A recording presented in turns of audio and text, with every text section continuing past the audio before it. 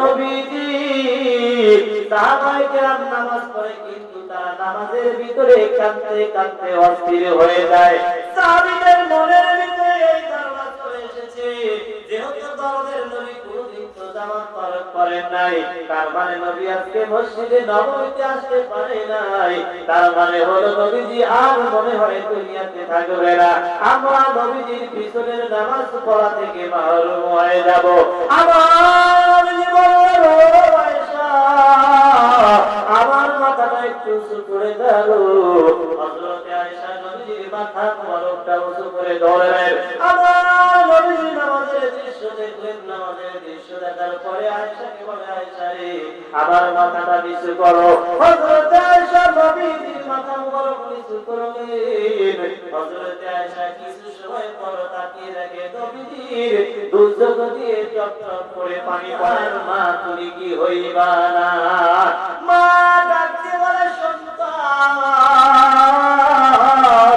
ও বসিরউদ্দিন 10টা মাস 10 দিন তুমি আমার পেটের ভিতরে ছিলা।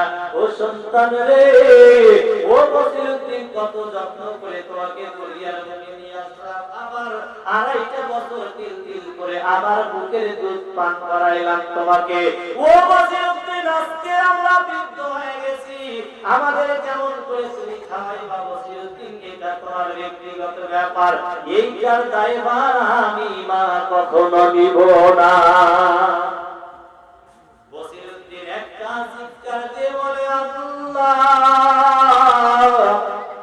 এতদিন আমি এত অন্যায় করলাম, এই অন্যায়ের সাজা আমার সাথে কেউ তো নিল না।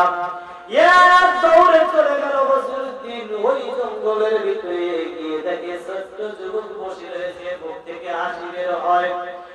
এইবার যুবক বলে, বসিরউদ্দিন রে তুমি বাড়িতে গিয়েছিলে, বলো তোমার স্ত্রী তোমার পাপের ভাগীদার হয়েছে, তোমার সন্তান কি তোমার পাপের ভাগীদার হয়েছে? ও বসিরউদ্দিন যে তোমাকে জন্ম দিয়েছে, তোমার জনম দুঃখিনী মা, বলো তোমার পাপের কি ভাগীদার হয়েছে? বসিরউদ্দিনের কোনো কথা নাই। বসিরউদ্দিন যুবকের হাতটা ধরে বলে, ও ছোট্ট যুবক আমি বুঝে নিয়েছি যার যার কর্ম তার তাই ভোগ করতে হইবে। ও বসিরউদ্দিন আমি বসিরউদ্দিন তোমাকে বলি, আমি যে এই যে পাপ করলাম, এত অন্যায় করলাম, আমি বুঝতে পারছি এই অন্যায়ের শাস্তি একাই আমাকে ভোগ করতে হবে, এই শাস্তি ভোগ করার মতো আর পৃথিবীতে কেউ নাই। আমার মুসলমান ভাইরা এইবার ছোট্ট যুবক বলে, ওরে আল্লাহর বান্দা বসির, টেনশনের কোনো কারণ নাই, চিন্তার কোনো কারণ নাই, কারণ হলো আল্লাহ পাকের রহমতের দরজা সব সময় বান্দার জন্য খোলা। বলেন তো আমরা আল্লাহর রহমত চাই কি চাই না?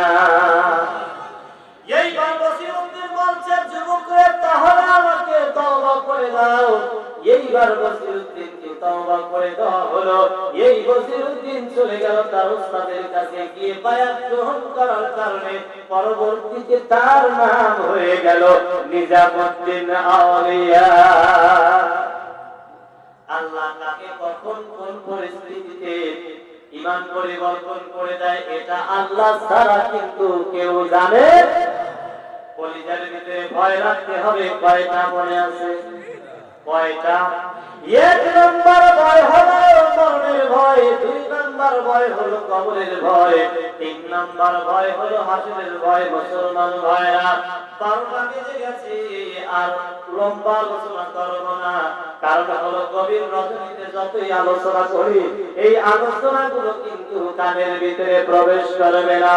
ও আমার বন্ধুগণ, এমন হতে পারে আজকের আলোচনাটা আমার আপনার জীবনের শেষ আলোচনা।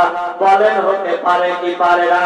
আপনাদের ভিতরে এমন কি কেউ নাই ও হুজুর আমি আগামী বছর এই মাহফিলের জন্য 1000 টাকা দিয়ে দেব, লাইটিং এর জন্য, এই পেপারিং এর জন্য, পোস্টারিং এর জন্য হুজুর আগামী বছর 1000 টাকা দেব, নগদ নাই বাকি দেওয়ার মতো কি এইখানে কেউ নাই? হুজুর আগামী বছরের জন্য 1000 টাকা দেব, এই রকমের কেউ আছে না নাই?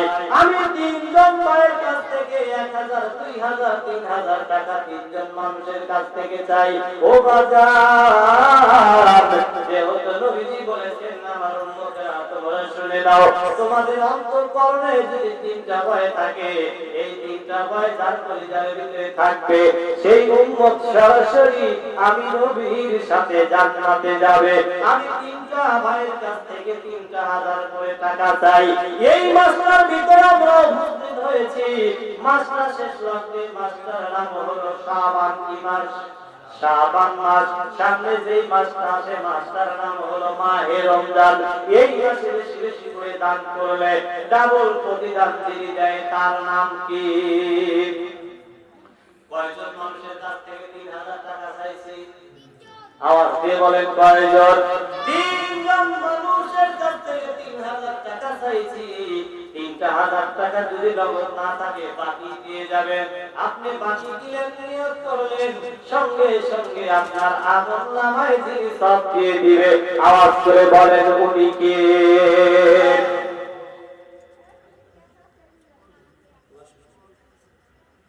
তিনজনের কাছ থেকে 3000 টাকা চাইছি, তার ভিতরে একজন নগদ দিয়েছে বাবা শ্বশুর। তাহলে এই পীর সাহেবের বিয়ের জামাই 1000 টাকা উনি কি আছে না নাই? একটু খবর নিয়ে আসো, এই টাকাটা আলাদা রইল। কয় হাজার টাকা চাইছি? 3000 টাকা চাইছি। সর্বপ্রথম কোন আল্লাহর বান্দা আছেন? ও হুজুর, এক নাম্বার হলো মরণের ভয়। আমার নবীজি যখন মৃত্যু মুখে পতিত হয়ে যাবেন, নবীজি শেষ সময় চলে এসেছেন। নবীজির এমন অবস্থা, নবীজি কখনো হুঁশ কখনো বেহুশ। এই সময় আমার নবীজি শুয়ে রয়েছেন, নবীজির কখনো জ্ঞান আসে, নবীজির কখনো জ্ঞান আসে না। এমন অবস্থায় বিশ্ব নবীজির জ্ঞান চলে আসলো। নবীজি বলে, আয়েশা, এখন কোন সময়? নাইকা আমার ঘুমে আছে, ডেকে নিয়ে আসো। যাও হুজুর ডাকি, যাও, অসুস্থ না হয় চলে এখানে অসুস্থ হয়ে যাবে। কি বলে? বাড়িতে মাহফিল আপনি ঘুমায় গেছে, এটা কি আদৌ হলো? আপনারা এসে মাহফিল শুনলে আপনি ঘুমায় থাকে, এটা তো হবে না। আমার নবীজি বললেন, আয়েশা, এখন কোন সময়? হযরত আয়েশা বলে, ইয়া রাসূলুল্লাহ, ইয়া হাবিবাল্লাহ, মসজিদে ইশার নামাজের আযান হয়ে গেছে। সাহাবায়ে কেরাম অনেকক্ষণ অপেক্ষা করে, কিন্তু সাহাবায়ে কেরাম অনেকক্ষণ অপেক্ষা করার পর যখন দেখলো নবীজি আপনি নামাজে যান না, আমার বাবা হযরত আবু বকরের ইমামতিতে সাহাবায়ে কেরাম নামাজ পড়ে। সাহাবায়ে কেরাম নামাজ পড়ে, কিন্তু তারা নামাজের ভিতরে কাঁদতে কাঁদতে অস্থির হয়ে যায়। সাহাবীদের মনের ভিতরে এই ধারণা চলে এসেছে, যেহেতু দরদের নবী কোনদিন তো জামাত পালন করেন নাই, তার মানে নবী আজকে মসজিদে নববীতে আসতে পারে নাই। তার মানে হলো নবীজি আর মনে হয় দুনিয়াতে থাকবে না। আমরা নবীজির পিছনের নামাজ পড়া থেকে মাহরুম হয়ে যাব। আমার জীবনের আয়েশা, আমার মাথাটা একটু উঁচু করে গেল। হযরত আয়েশা নবীজির মাথা মুবারকটা উঁচু করে ধরলেন। আমার নবীজি নামাজের দৃশ্য দেখলেন। নামাজের দৃশ্য দেখার পরে আয়েশাকে বলে, আয়েশা রে, আমার মাথাটা নিচু করো। হযরত আয়েশা নবীজির মাথা মুবারক নিচু করলেন। হযরত আয়েশা কিছু সময় পর তাকিয়ে দেখে নবীজির দুচোখ দিয়ে টপ টপ করে পানি পড়ে। আয়েশা বলে, ইয়া রাসূলুল্লাহ, ইয়া হাবিবাল্লাহ, নামাজের দৃশ্য থেকে আপনার চোখে কেন পানি? আমার নবীজি বলে, আয়েশা, এটা কোনো দুঃখের পানি নয়, এটা কোনো কষ্টের পানি নয় রে আয়েশা। ও আয়েশা, এই যে মসজিদে নববীতে সাহাবায়ে কেরাম নামাজ পড়ে, আয়েশা তুমি জানো না, এই নামাজের জন্য আমি নবীজি আমার সন্তান মোবারক শহীদ হয়েছে। তাইফের ময়দানে আমি নবী আমার রক্ত মোবারক ঝরেছে, সাহাবায়ে কেরাম জীবন দিয়েছে, তারপর এই নামাজ প্রতিষ্ঠিত হয়েছে। ও আয়েশা, মসজিদে নববীর ভিতরে দেখলাম সাহাবায়ে কেরাম জামাতের সাথে নামাজ পড়ে।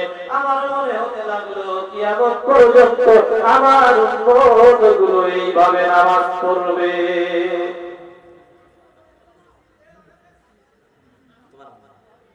হাফেজ রাজুল আম্মা 100 টাকা বলেন মারহাবা। ও আল্লাহ, তিনজন মানুষের কাছ থেকে আমি 3000 টাকা চাইছি, তার ভিতরে 1000 টাকা পাইছি। বাকি আছে কয়জন? বাকি আছে কয়জন? নগদ লাগবে না, বাকি হলেও দিয়ে যাবেন হুজুর। আগামী বছরের জন্য আমি 1000 টাকা দান করে যাব। আমার নবীজি বললেন, ও আয়েশা, আমি নবী আমার মনে হতে লাগলো কিয়ামত পর্যন্ত আমার সাহাবায়ে কিরাম এইভাবে জামাতের সাথে নামাজ আদায় করবে। বলেন তো আমার আপনার জামাতের সাথে নামাজ আদায়ের প্রয়োজন আছে না নাই? আর একটু আওয়াজ করে বলেন আছে না নাই? আমরা সবাই নামাজ পড়বো ইনশাআল্লাহ। হাত তুলে আবার আল্লাহকে দেখাই। আল্লাহ তুমি আমাদের সকলকেই কবুল করো, বলুন আমিন। আরেকটা আওয়াজ করে বলুন আমিন। আমার মুসলমান ভাইরা, গভীর রজনীতে সকলের দরজা বন্ধ হয়ে যায়, কিন্তু আমার আল্লাহ পাকের রহমতের দরজা খুলে যায়। আমি দুইজন যুবকের কাছ থেকে, দুইজন ভাইয়ের কাছ থেকে মাত্র 2000 টাকা চাইছি। হাত নামান। কোন দুই যুবক আছেন? হুজুর আমি আগামী বছর মাহফিলের জন্য 1000 টাকা, এইরকম করে দুইজন যুবক আমি মাহফিলের জন্য আগামী বছর টাকা দিয়ে দেব, এইরকম দুইজন যুবকের হাত আমি দেখতে চাই। এই গভীর রজনীতে যেই দুইজন যুবক আজকে এই 1000 করে 2000 টাকা দিয়ে দিবেন, আমরা ওই যুবকের জন্য দোয়া করব। আল্লাহ পাক যেন হযরত ওমর এবং হযরত ওসমানের সাথে আসল নাসির করায় একই জান্নাতের ভিতরে থাকার সুযোগ করে দেয়। আমরা সকলে বলে আমিন। প্রিয় মুসলমান ভাইরা, এরকম দুইজন মানুষ নাই? বলেন আছে না নাই? নারায়ে তাকবীর। এই যে একজন মুরব্বি, ও বড় আল্লাহ মাওলা, তুমি লক্ষ্য করে দেখো এই গভীর রজনীতে পীর সাহেবের প্রধান খলিফা বলেন নারায়ে তাকবীর। সমাজ সংরক্ষণের তোমার ছেলে লোহা, এই গভীর রজনীতে আল্লাহ পাকের রহমতের দরজা খুলে গেছে। আজকে আপনি লক্ষ লক্ষ টাকার মালিক, কিন্তু এই মাহফিলে দিতে পারবেন না। একটা কথা মনে রাখবেন, সবার টাকা কিন্তু আল্লাহ পাক কোরআনের জন্য নেয় না। কারণ যাদেরকে আল্লাহ পাক বেশি ভালোবাসেন তাদের টাকা ভালো কাজে আল্লাহ গ্রহণ করে। এই যে পীর সাহেবের প্রধান খলিফা 1000 টাকা দিয়ে গেল। সর্বশেষ আর একজন যুবকের কাছ থেকে আমি 1000 টাকা চাই। 1000 টাকা দিয়ে পরে আমি আখিরি মোনাজাত করে বিদায় নিয়ে নেব। কারণ হলো গভীর রজনী হয়ে গেছে, 12টা 5 বেজে গেছে।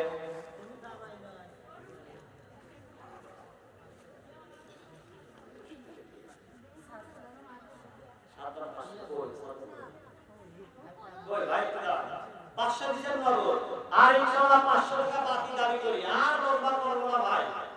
নারায়ে তাকবীর। ও বড়দের আল্লাহ, তোমার বান্দা সাদ্দাম হোসেন নগদ 500 টাকা দিয়ে গেল, আর বাকি 500 টাকা আমি তিনজন বান্দার কাছ থেকে 1000 টাকা চাইছিলাম। মাওলা আমার এই চাওয়াটা পূর্ণ করেছে। মাওলা আমাকে বেজ্জতি করে নাই। ও বড়দের আল্লাহ, কোরআনের ইজ্জতের কারণে 3000 টাকা দিয়ে গেল। মাওলা গভীর রজনীতে তোমার বান্দাগুলো তাদের কষ্টের পরবর্তীতে টাকা দিয়ে গেল, ও ভাষায় দিয়ে গেল। মাওলা আমরা জানি না। ও দরদের আল্লাহ, বান্দা জেনে গুনাহ করে, বান্দা না জেনে গুনাহ করে, বান্দা প্রকাশ্যে গুনাহ করে, বান্দা প্রকাশ্যে গুনাহ করে। এই গভীর রজনীতে বান্দাগুলো গুনাহের জন্য মাওলা তোমার কাছে তওবা করে। ও দরদের আল্লাহ, তুমি বান্দাদের সকল গুনাহগুলো মাফ করে দাও। হাসরের ময়দানে যেই দিন সবাই ভুলে যাবে, কেউ কাউকে চিনবে না, ও দরদের আল্লাহ এই দানের বিনিময়ে মাওলা ওই দিন আরশের নিচে আমাদেরকে ছায়া দান করিও। আমরা একটু আওয়াজ করে বলি আমিন। ও দরদের আল্লাহ, তুমি লক্ষ্য করে দেখো, তোমার একজন যুবক নগদ 1000 টাকা দান করে গেল। ও দরদের আল্লাহ, তোমরা শয়তান করলো মাওলা জানি না, এই যুবকের মনের নেক মাকসুদ পূর্ণ করে দাও, তাকে ইসলামের ভিতরে তাকে নেওয়ার মতো সুযোগ করে দাও। 5 ওয়াক্ত নামাজ মাওলা জামাতের সাথে আদায় করার মতো তৌফিক দান করে দাও। মুখে রাসূলের সুন্নাত দিয়ে তুমি মুখটা সৌন্দর্য করে দাও। আমরা সকলে বলি আমিন। আমার মুসলমান ভাইরা, আচ্ছা, এই যে ওলির দরবারে প্রত্যেক বছর মাহফিল হয়, এখানে তওয়ারকের ব্যবস্থা হয় তো হয় না?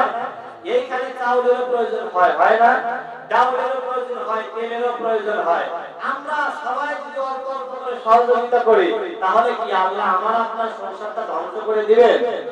বলে ধ্বংস করে দিবেন? আমরা মিলিতভাবে, হুজুর আমি 10 কেজি চাউল, আমি 10 কেজি চাউল, আমি 2 লিটার তেল, আমি 5 কেজি পেঁয়াজ, আমি ডাউল, এরকম করে আমরা দিতে পারি তো নাকি বলে?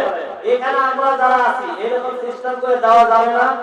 সর্বপ্রথম আমি আনামন চাউল 2 জন যুবকের কাছে যাই, বেশি যাই না, কারণ অনেক রাত হয়ে গেছে।